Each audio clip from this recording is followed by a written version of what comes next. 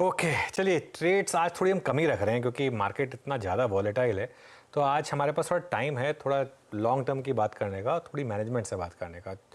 Titan की management से बात करते हैं। चौथी तिमाही में टाइटन के नतीजे अनुमान से कमज़ोर रहे। कंपनी की आय 16% बढ़ी है, लेकिन मुनाफा, मार्जिन और एबिटडा ये तीनों आंकड़े उम्मीद से कम रहे, खासतौर से ज्वेलरी बिजनेस पर। इन पर बातचीत करते हैं और फ्यूचर आउटलुक पर चर्चा करने के लिए कंपनी के सीएफओ अशोक सोनथालिया जुड़ गए हैं हमारे साथ। अशोक जी, गुड मॉर्निंग। सबसे पहले तो बात करेंगे आपके ज्वेलरी बिजनेस के मार्जिन्स की। 10.8% वर्सेस 11.6% ईयर ऑन ईयर, जबकि मार्केट एक्सपेक्ट कर रहा था इससे बेटर। और आपकी कमेंट्री में भी ये बात कही जा रही है कि कॉम्पिटिटिव इंटेंसिटी रहने वाली है आगे। तो क्या ये मान के चलें कि यहाँ अभी कुछ टाइम के लिए वीकनेस रहेगी? तो नमस्कार। आपका आपके दर्शकों का धन्यवाद मुझको लाने के लिए अपने चैनल पे।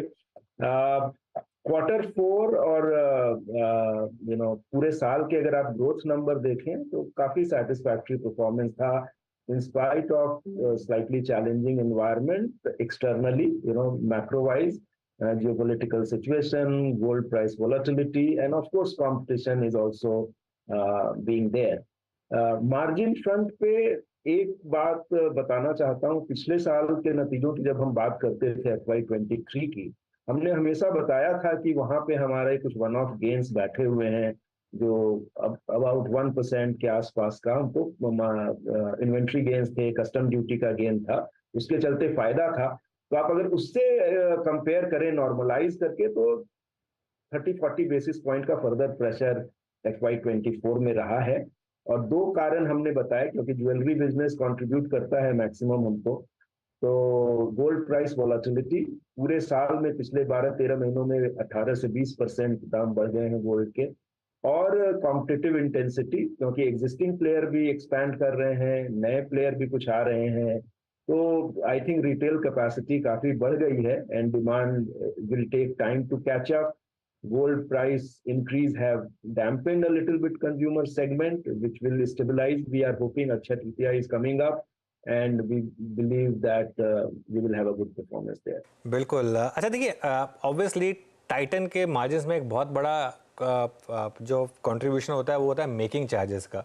क्योंकि वो आप तनिष्क की ज्वेलरी लेते हैं तो भले ही थोड़ी एक्स्ट्रा पैसे देकर लेंगे, लेकिन तनिष्क की ज्वेलरी लेंगे। लेकिन एक जो ट्रेंड थोड़ा सा अभी पिछले 1-1.5 साल में हुआ है कि लोग ज़्यादा प्रेफर कर रहे हैं या तो सीधा गोल्ड कॉइन्स ले लें या फिर प्लेन ज्वेलरी ले लें, ज़्यादा स्टडीड ज्वेलरी ना लें।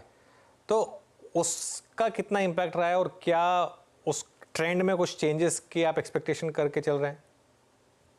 हमारा पोर्टफोलियो अगर हम देखें, गोल्ड कॉइन हिस्टोरिकली 3% होता था, तो आजकल 5% पे, इनफैक्ट कोविड के बाद से ही वो एक जो ट्रेंड बीच में 7-8% तक चला गया था, हमारे लिए 5% के आसपास वो सेटल हो गया है।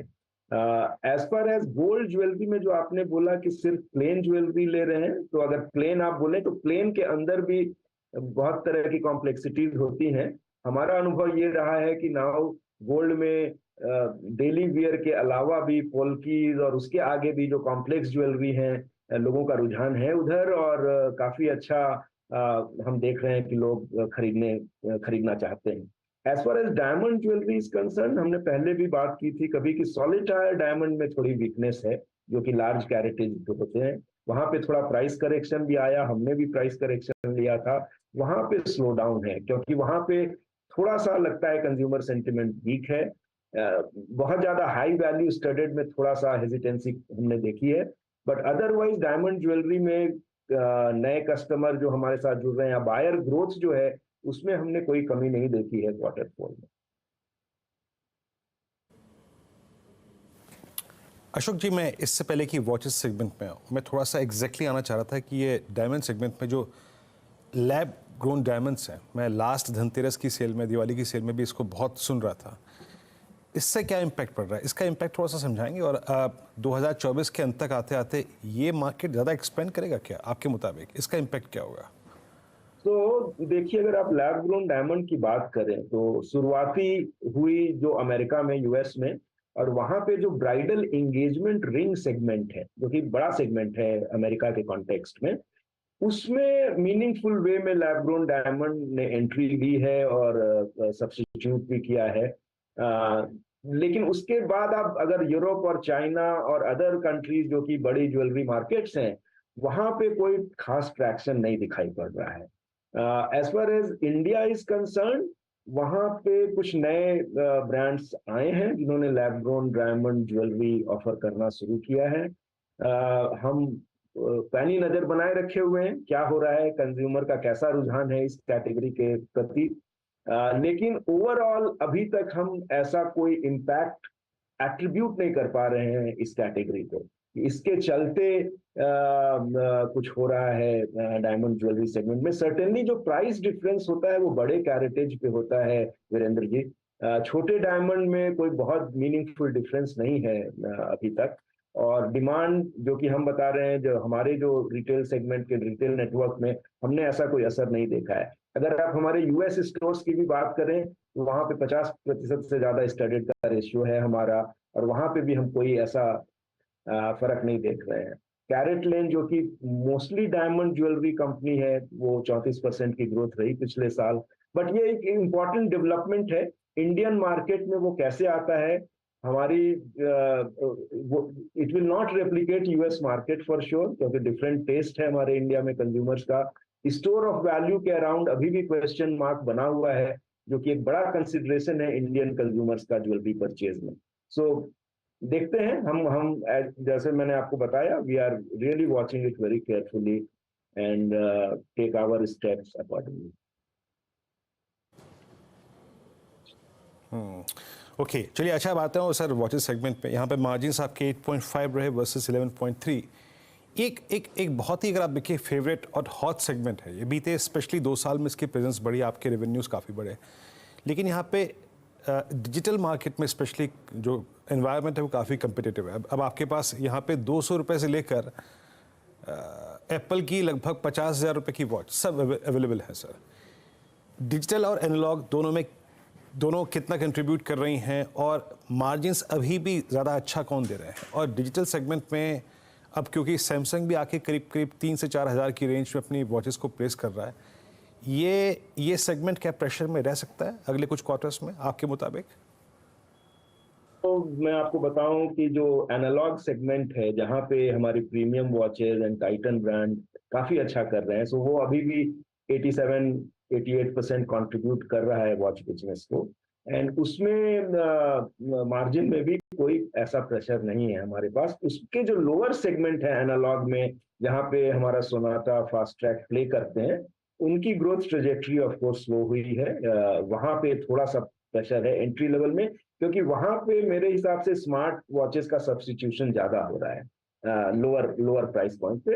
हायर प्राइस पॉइंट पे मार्जिन भी ठीक है और डिमांड भी बढ़ रही है, प्रीमियमाइजेशन भी हो रहा है, तो हम काफी पॉजिटिव हैं और हम प्रीमियम साइड में भी काफी स्टेप्स ले रहे हैं। As far as smart watches are concern, yes, last year growth wise it was okay, but price point wise it was really pretty tough. जितने भी इंडस्ट्री में काफी और प्लेयर्स हैं, हमारी इंफॉर्मेशन के हिसाब से काफी इंडस्ट्री में इन्वेंट्री गलत है, and people are cutting price, offering discounts, and in the e-com में काफी कुछ कंज्यूमर को फायदा हो रहा है उससे।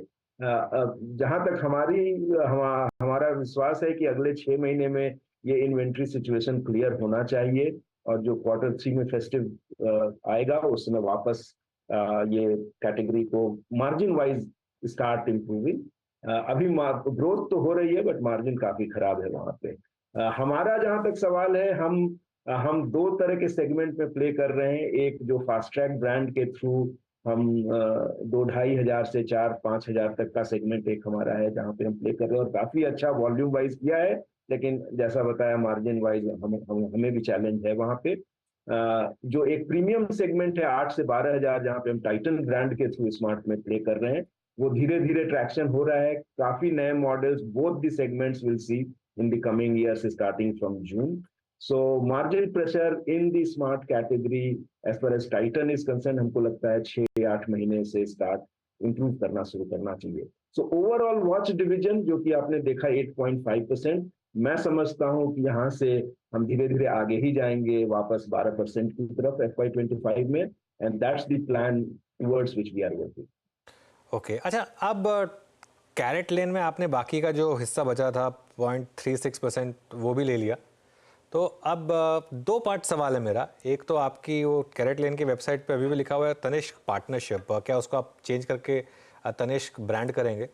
और दूसरा, क्या ये सेपरेट आइडेंटिटीज़ रखने वाले हैं आप, या इन फ्यूचर एक ही ब्रांड हो जाएगा? I think तनिष्क पार्टनरशिप अच्छा टैगलाइन है और वो अच्छा हेल्प कर रहा है कैरेट लेन को। कोई चेंज करने का इरादा नहीं है। कैरेट लेन खुद एक ब्रांड है एंड उनको अपने ब्रांड की स्ट्रेंथ को बनाते जाना है, बढ़ाते जाना है। सो कोई इरादा नहीं है वहां पे चेंज करने का। निकट भविष्य में एज आई टोल्ड यू कि कैरेट लेन एक सेपरेट ब्रांड रहेगा जो उसकी एक अपनी पोजिशनिंग है, different from Tanishq, more modern, more contemporary, more spontaneous purchase, more towards diamond studded etc. They do lightweight jewelry, वो करते रहेंगे, इसीलिए ब्रांड वैसा ही रहेगा। रादर ब्रांड को और मजबूत करने का सारा काम हो रहा है। कंपनी भी एंटिटी वाइज निकट भविष्य में अभी कोई इरादा नहीं है। उनका एक अपना आइडेंटिटी है, कल्चर है, एक अपना काम करने का तरीका है, उसको हम उसी तरीके से मेंटेन करना चाहते हैं। सो कंपनी भी अभी कुछ समय, मतलब अभी कोई बात नहीं है जो मैं आपके साथ शेयर करूं कि उस कंपनी को मर्ज करने का इरादा है। ओके चलिए अशोक जी, बहुत बहुत शुक्रिया आज हमारे साथ जुड़ने के लिए और हमसे बात करने के लिए। एज ऑलवेज अच्छा लगा आपसे बात करके, और ऑल द बेस्ट आपको अगले फाइनेंशियल ईयर के लिए।